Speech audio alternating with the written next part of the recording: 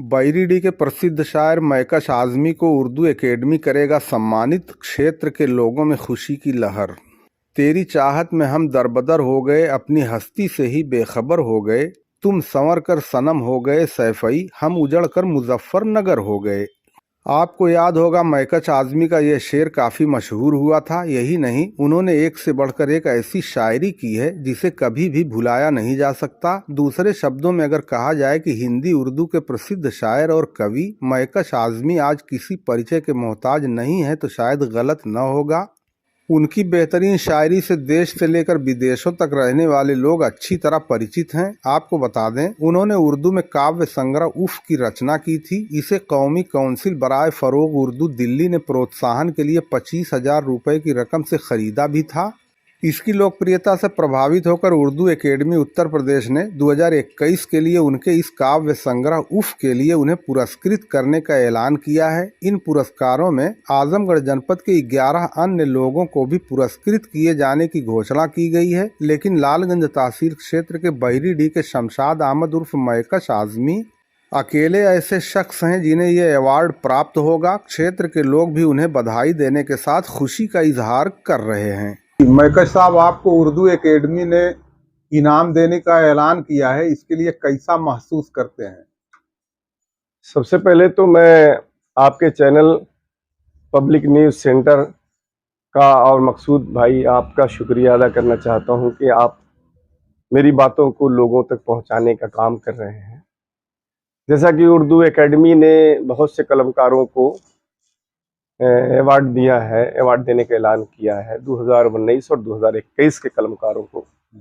तो इसके लिए मैं उर्दू एकेडमी के तमाम जिम्मेदारान और ख़ास तौर से उर्दू एकेडमी के चेयरमैन जनाब कैफुल वरा साहब का बहुत शुक्रिया अदा करना चाहता हूं कि उन्होंने ये मुस्तहसन कदम उठाया और कलमकारों की हौसला अफजाई के लिए उन्हें इनाम देने का काम किया है। ये किस साल के लिए आपको दिया गया है? मेरा जो इनाम है वो 2021 का है। 2021 में मेरी किताब आई थी, उसका नाम उफ़ है। इसको मैंने जमा किया था, जिसके लिए उर्दू एकेडमी ने ऐलान किया इनाम। तो जिले से और किसी का नाम आया है या नहीं, सिर्फ आपका ही है? जिले से 12 से ज़्यादा लोगों का नाम है, जिसमें दारुल मुसन्निफीन शिबली एकेडमी के साबिक डायरेक्टर प्रोफेसर इश्तियाक अहमद ज़िल्ली साहब भी हैं और एक वसीम अहमद हकीम वसीम अहमद साहब हैं और 12 लोग तकरीबन हैं जिन मुख्तलिफ मौज़ूआत पर उनकी किताबें हैं। किसी का वर्क है, रिसर्च वर्क है, किसी के शेरी मजमूआ है, किसी का अफसाने की किताब है। तो तमाम 12 लोगों को इनाम दिया गया है। कैसा महसूस कर रहे हैं? इनाम मिलने के बाद तो खुशी होती ही होगी अंदर से। इनाम तो खुशी का मौका ही है, जब कोई भी इनाम मिलता हो तो बेहद खुशी होती है। और इस तरह का इनाम जो हुकूमत का कोई इदारा हो, हुकूमती इदारा हो, उसकी तरफ जब इनाम मिलता है तो और ज़्यादा खुशी होती है। हमको लग रहा है ये लालगंज तहसील में आप वाहिद ऐसे शख्स होंगे जिसे ये अवार्ड मिल रहा है। इसके मुतालिक बताएं कि नए नौजवान किस तरह तालीम हासिल करें और किस क्षेत्र में आगे आए कि उनको भी आगे जाने का मौका मिले। देखिए, ये तो लालगंज का जो हल्का हमारा जो आपका इलाका है, उसमें मैं पहला शख्स हूँ जिसे मुझे उर्दू एकेडमी इनाम दे रही है। और जहाँ तक आपने बात कही कि नौजवान किस तरह से करें, क्या करें, तो सबसे पहले तो एक बहुत बड़े अदीब गुजरे हैं, हरिश्चंद अख्तर। उनका एक कौल है कि कुछ करने से पहले ये तय कीजिए कि आपको क्या नहीं करना है। तो जो हमारे बच्चे मुख्तलिफ समतों में रहते हैं, हरदम कभी सियासत करने लगते हैं, तो कभी खेल खेलने लगते हैं, तो कभी कुछ करने लगते हैं, तो वो अपना एक मकसद तय करें कि हमें क्या करना है और उसी तरफ अपना जो है जहन मबदूल करें। और तय नहीं कर पाते कि हमको क्या करना है, उसी में ये भटकाव, ये जिंदगी का बदल जाती है। हाँ, ये जिंदगी का भटकाव है और कोई कामयाबी यूं ही नहीं मिलती, वो मुसलसल जद्दोजहद करने से मिलती है। तो क्या आपने कभी टारगेट किया था कि हम कभी किताब भी लिखेंगे, शेरी मजमुआ शाये करावेंगे, या अचानक ऐसे ही दिल में आ गया आपने लिखना शुरू कर दिया? नहीं, मैं तो ऐसा कुछ नहीं था। मैं तो तयशुदा मेरा मामला था कि मुझे क्या करना है, और अभी भी तयशुदा है कि क्या करना है। तो पहले मेरी उर्दू किताब आई, फिर हिंदी में भी आई। उससे पहले भी मेरी एक किताब बढ़ते कदम, मैं समझता हूँ सन 2005 में आई थी, जब बॉम्बे में रहता था, तो उस वक्त भी किताब ये आई थी, मगर वो अवार्डेड नहीं हुई थी और कहीं जमा भी नहीं किया गया था। जी। तो ये मेरी दूसरी उर्दू किताब थी, फिर तीसरी। अच्छा, शाये हुई थी पहली हाँ किताब हाँ, थी? पहली किताब 2005 में शाये हुई थी। अच्छा अच्छा, माने उफ ये जो आप लिखे थे ये दूसरी किताब थी? हाँ, ये उफ जो शेरी उर्दू में है, शेरी मजमूआ, जी ये मेरी दूसरी किताब। उसके बाद एक हिंदी में और किताब मेरी आई, तेरी नज़र में। जी।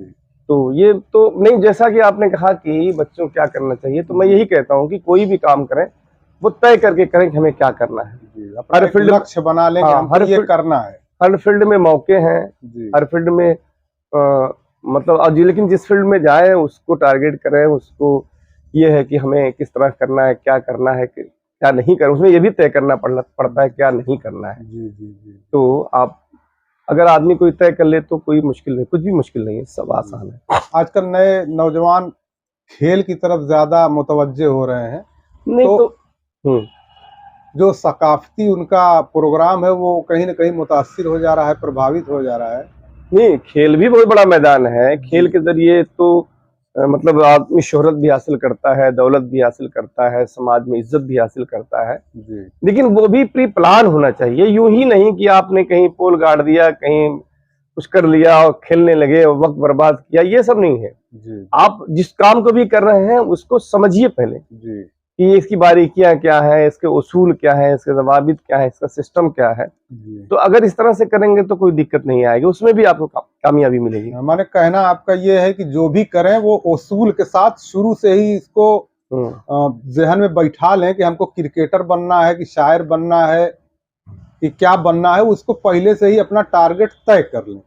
और उसके साथ साथ मैं आपको और बताना चाहता हूँ कि जैसा जो आप कर रहे हैं जी उससे पहले के लोगों ने क्या किया है जी उसके बारे में जानने की कोशिश करें। जी जो लोग फ्लॉप हुए हैं उनके बारे में भी जानने की कोशिश करें कि क्यों फ्लॉप हो गए हैं, जी और जो लोग कामयाब हुए हैं उनके बारे में भी जानने की कोशिश करें कि उनकी कामयाबी के पीछे राज क्या है। जी कोई जरूरी नहीं कि वो कदम जो उन्होंने उठाया वो कामयाब हो गए हो, वो आप भी कामयाब हो जाए, ऐसा कोई जरूरी नहीं है। जी जी लेकिन ये है कि आप उसको जानिए पहले, जो भी काम कीजिए बहुत बारीकी समझिए, जानिए और उसको अपनी जिंदगी का लक्ष्य बनाइए, मकसद बनाइए, तो बहुत आसान है। तो आजकल के नए नौजवान जैसे देख रहे हैं कि सरफराज खान बहुत अच्छी बल्लेबाजी कर रहे हैं, तो वो भी क्रिकेट में ही कूदना चाह रहे हैं और वो डिस्ट्रिक्ट लेवल पर भी नहीं खेलते, फ्लॉप हो जा रहे हैं। उनके लिए क्या राय देंगे, क्या मशवरा देंगे आप? हाँ, तो मैं यही कह रहा हूँ कि विदाउट प्लान वो कर रहे हैं ना। अब वो आप सरफराज खान को देखिए कि उनके वालिद साहब नौशाद खान साहब बॉम्बे गए और वो एक क्लब खोला उन्होंने, उसमें बच्चों को ले आके ट्रेनिंग देते हैं सुबह। हमसे हमारे नौशाद खान उनके वालिद साहब हमारे दोस्तों में से हैं, वो ये कहते हैं। अब आप सुन लीजिए, बच्चों को मैं लोगों को बताना चाहता हूँ कि बम्बई जैसे शहर में नौशाद खान और सरफराज खान रहते हैं और वो रात में 9 बजे बॉम्बे में सो जाते हैं और वो सुबह उनकी होती है रात में 3 बजे। बॉम्बे जैसे शहर में 3 बजे उठते हैं, जहां लोग दिन में 3 बजे सो के उठते हैं। तो वो कितनी मेहनत करते हैं और कितनी कोशिश करते हैं और वो सिस्टम से काम करते हैं, इसलिए कामयाब। आप बगैर सिस्टम के कर रहे हैं तो आप 25 घंटा मेहनत करें अगर जो है 2 दिन में, तब भी नहीं हो सकता, फ्लॉप हो जाएंगे। कोई मतलब नहीं है। मैंने नौजवानों को आप यही राय देंगे कि अपना एक टारगेट तय करें और उस टारगेट के हिसाब से शुरू से ही मेहनत करें। हाँ, सिस्टम से चलते हुए टारगेट तय करने के बाद उस पर चलने की कोशिश करें तो कामयाबी मिले। कामयाबी तो हर जगह है, लेकिन वो सिस्टम होना चाहिए। तो क्या ऐसा लग रहा है आपको कि यहाँ के और नौजवान जो उर्दू पढ़ रहे हैं वो आपको देखकर मुतासिर होंगे, प्रभावित होंगे? आपको ऐसा महसूस हो रहा है क्या? अब मुतासिर और प्रभावित तो मैं नहीं जानता जी, लेकिन किसी भी फील्ड में बहुत से मौके होते हैं।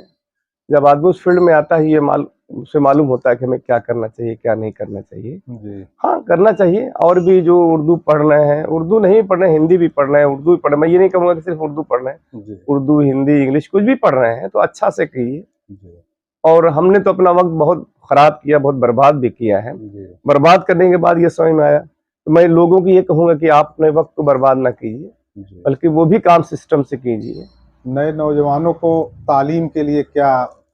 देखिए, वो अंबेडकर ने कहा है ना कि तालीम एक ऐसी चीज है जो हासिल कर लेता है, वो एक, उन्होंने कहा कि एक शेरनी का दूध है जी तालीम, जी और जो भी हासिल कर लेता है वो दहाड़ने लगता है। जी और आप, अगर मैं मुसलमान हूँ या किसी भी धार्मिक ग्रंथ में तालीम की अहमियत को बहुत ज़्यादा बताया गया है। कुरान में तो सबसे पहले जो आयत नाजिल हुई वो पढ़ने के ही ताल्लुक से हुई है, जी तो उसकी अहमियत तो अपने आप में मुसल्लम है। जी तालीम से पहले कोई काम नहीं शुरू होता, दुनिया का सारा काम तालीम के बाद ही शुरू होता है। जी जी तालीम से पहले जो काम कोई शुरू करता है वो समझिए बेवकूफ़ी करता है, तालीम के बाद ही सब सिलसिला शुरू होता है। जी जी जी माने तालीम पे आप ज्यादा जोर देंगे कि नए नौजवान तालीम की ओर आकर्षण बढ़े उनका, वो शिक्षा अर्जित करें, तालीम हासिल करें, इसके बाद ही कुछ सोचें तो बेहतर होगा। हाँ, जो जिस फील्ड में भी जाए उस फील्ड की पहले तालीम हासिल करें। जी और वालिदैन से भी कहना चाहूँगा कि अपने बच्चों का टारगेट तय करें तो क्या करना है उनको, उनके रुझान को देखते हुए। जी जी कभी कभी ऐसा भी होता है कि बच्चा खेलना चाहता है और माँ जबरदस्ती करती है कि नहीं पहले पढ़ लो तब खेलो, उनका मन न पढ़ने में लगता न खेलने में लगता, उनके लिए क्या आपके दिमाग में विचार है कि क्या करना चाहिए उनको? ऐसे दोनों बातें हैं, कभी कभी ये होता है बच्चा बिला वजह खेलना चाहता है, जी खेलने का ढंग भी उसको नहीं मालूम जी या उसकी सलाहियत नहीं उसकी खेलने की है, जी वो यूं ही खेलता रहता है, कोई उसका कोई मकसद नहीं होता, बस यूं ही खेलने जा रहा है, कहीं खेल रहा है, कूद रहा है, तो वो भी ठीक नहीं है। हाँ, और सबसे पहली बात ये होती है कि हम खुद जानते हैं कि हमारे अंदर क्या क्वालिटी है, क्या सलाहियत है, जी कि हम क्या कर सकते हैं, क्या नहीं कर सकते हैं। इस बात को समझना जरूरी है और कभी आदमी कभी जानता भी है। कभी कभी जो उनके गार्जियन है वो भांप नहीं पाते, वो बच्चा चाहता है कि हम हम्म, वॉलीबॉल के खिलाड़ी बने और हम्म, वालिदैन चाहते हैं, उनके माता पिता चाहते हैं कि नहीं वो इंजीनियर बने, तो वहाँ भी टकराव पैदा होता है। तो इसका कैसे मामला हल हो, कैसे जानकारी हो कि नहीं ये हमारा बच्चा क्या करना चाहता है, इसके लिए कुछ ऐसा है क्या? देखिए, ऐसा है कि किसी के वालिदैन अपने बच्चों के दुश्मन नहीं होते, जी तो बहुत से खिलाड़ियों को वो देखे रहते हैं, उनकी जिंदगी उनके सामने रहती है कि बहुत खेलते थे, वॉलीबॉल खेलते थे, पूरी उम्र खेले, जी लेकिन हासिल कुछ नहीं हुआ उन्हें, जी सिर्फ घर में परेशानी ही रही। जी तो वो जब अपने सामने के लोगों को देखते हैं कि वो परेशान हैं और जो है कि उनकी जिंदगी में कुछ नहीं हुआ, तो वही परेशानी को देख कर ही अपने बच्चे की तरफ जाते हैं कि ये भी ये ना करे, ये भी ना परेशान हो। और जी उनकी अपनी कोई ऐसी माने बात वो नहीं अपने बच्चे की अच्छाई के लिए दुनिया उनको में। पढ़ाना चाहते हैं, हाँ, इसलिए उनको पढ़ना ही चाहिए। नहीं, पढ़ना भी चाहिए, खेलना भी चाहिए। अगर जी खेलने में बहुत अच्छा है जी तो पढ़ने के साथ खेलना चाहिए, जी सिर्फ जी खेलना नहीं। खेलने से क्या हो जाएगा, बिल्कुल अगर आप पढ़े लिखे नहीं है तो कहीं आपका सिलेक्शन भी नहीं होगा, नहीं होगा, सही पढ़े बात। लिखे नहीं होंगे तो। जी तो जो भी काम करें वो पढ़ने के साथ ही करें, जी जी जी सिर्फ खेलने में न रहें। जी पहले अपना परिचय दे दें। मेरा नाम शमशाद अहमद है, मैं मौजा बैरीडी लालगंज ज़िला आजमगढ़ का रहने वाला हूँ जी और मेरा तखल्लुस महकश आज़मी है। जी मैं तकरीबन 20 साल से ज़ायद अरसे से मुशायरों और कवि सम्मेलनों के स्टेज पर हूँ। देश विदेश के मुशायरों कवि सम्मेलनों में मेरी शिरकत होती रहती है और यही मेरा अपनी ज़िंदगी का जुनून है। उर्दू एकेडमी से आपको अवार्ड मिला है, ये लेखनी की वजह से ही मिला है, शेरी मजमुआ की वजह से मिला है? आपने अखबार में भी काफी दिनों तक काम किया, क्या उसमें भी कोई अवार्ड आपको हासिल हुआ था कभी? नहीं, अखबार में तो इनकलाब, रोज़नामा इनकलाब में मैंने काम किया है 10 जी साल से ज़्यादा अरसे से, तो उसमें तो ऐसा कुछ नहीं हुआ, ना उसके लिए ट्राई भी हमने कभी नहीं किया, जी या मेरा अपना कोई बहुत उसके साथ मकसद नहीं जुड़ा था कि मुझे इसके ज़रिए अपना मुस्तकबिल बनाना है या मुझे इसका करना है। जी तो यूँ ही करता रहा, लेकिन मैंने कभी ट्राई भी नहीं किया इसके लिए, अवार्ड के लिए। जी चलो ठीक है, बहुत बहुत शुक्रिया।